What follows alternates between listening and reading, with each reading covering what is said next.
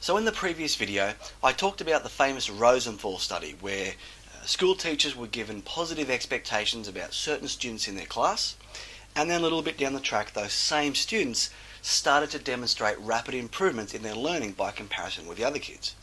It shows us how important the perceptions of a child's role models are in determining their understanding of their own abilities. Now, if we do this right, then the students' ideas about what's hard and what's easy suddenly starts to shift.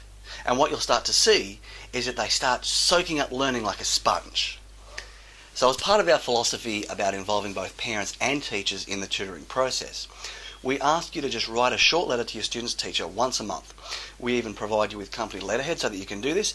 Just write the letter, give it to your student like you can see Tyler doing here, and they can take it to school and hand it to the teacher. It only needs to be short and concise, but doing this can serve three very important purposes.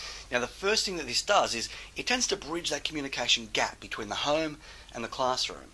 Parents often feel that they are very sort of left out in the dark. So when they see you acting as their advocate, communicating with the teacher at school and finding out special insight into what's going on in the classroom, what this does is it really solidifies the rapport that they have with you, which is going to prove super important for reasons that I'm about to explain in the next video.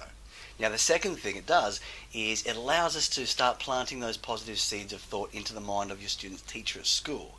So by keeping the teacher up to date with every little bit of progress that the student's making, it gradually starts to improve their perception of your student too, which has a similar impact that we saw back in the Rosenthal studies.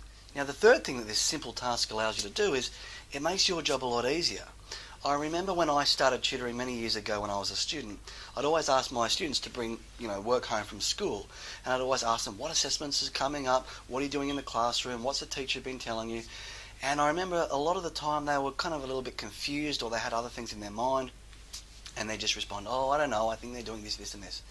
I remember how frustrated that made me, because it was so hard to help them with their schoolwork if I didn't really know what they were doing in the classroom. And I remember thinking, how much easier would this be if I could just talk to the teacher directly and find out not only what they've been working on, but what they will be working on in the coming weeks, so I can help prepare them for that. So that way when they go to learn it in class, it'll make a lot more sense. Now, the reality is, this can take maybe a couple of minutes each month, and yet it benefits everybody involved. It helps keep the parents rest assured. It certainly makes your job a lot easier because it serves as like a roadmap that you can use to navigate and keep on track. But it also makes life easier for the teacher because now they've got somebody there on the side willing to help them out. Now, the obvious hurdle that you're going to encounter occasionally is that sometimes the teachers don't get back to you right away. In fact, look, occasionally they might not get back to you at all. So if you're finding this to be the case and the teacher's not responding to your letters straight away, just keep in mind the following three bits of advice. The first bit of advice is just to persist. We've often found that teachers don't write back the first time, but with persistence, the more letters you keep writing to them, the more likely they are to eventually get back to you. And when they do get back to you, they're more likely to keep in regular contact. Similar to how advertisers often rely on consumers seeing the same advertisement over and over again before they finally decide to act on it.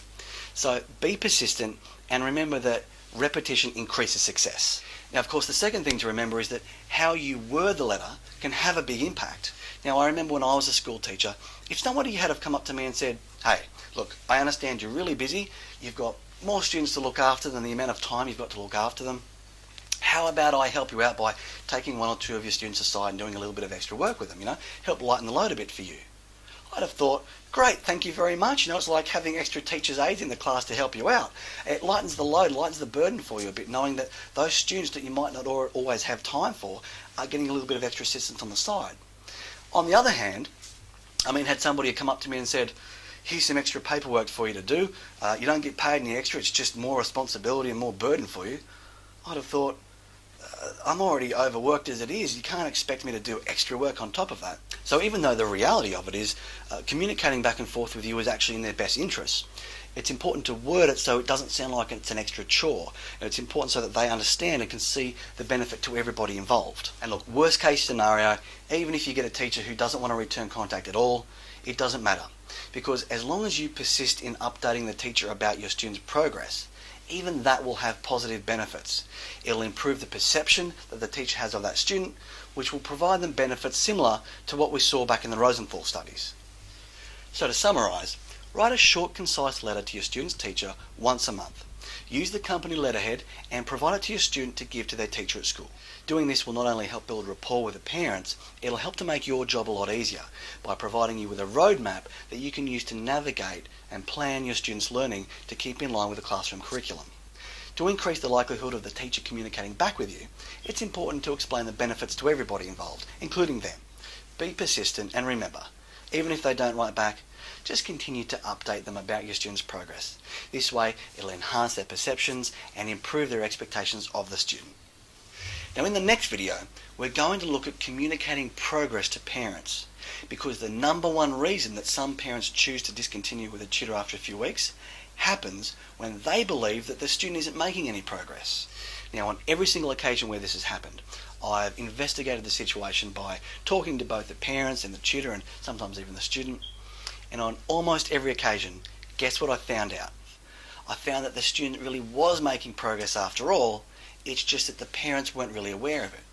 Now, why do you think this happened? Well, occasionally it was because the tutor just didn't update the parents at all about the progress, but what was more common was that they didn't communicate the progress in the right way, so it just went misinterpreted by the parents. Now, it's always been the case that we've asked tutors to spend the last couple of minutes of every lesson just having a chat with mum or dad, updating them about the progress that the student's been making. At some point, however, we also started asking our tutors to write little progress reports at the end of each term, just a summary of all the progress that they've been making throughout the term. At this point I started reading those progress reports, I became aware that almost 90% of tutors were making this one little mistake almost 90% of the time. So to overcome that problem, we started to implement this really easy communication strategy, and since doing that, it's made all the difference. So in that next video, I'm going to show you what that most common problem was, and I'm going to share with you a simple little communication strategy which, when implemented correctly, can make the most powerful difference of all.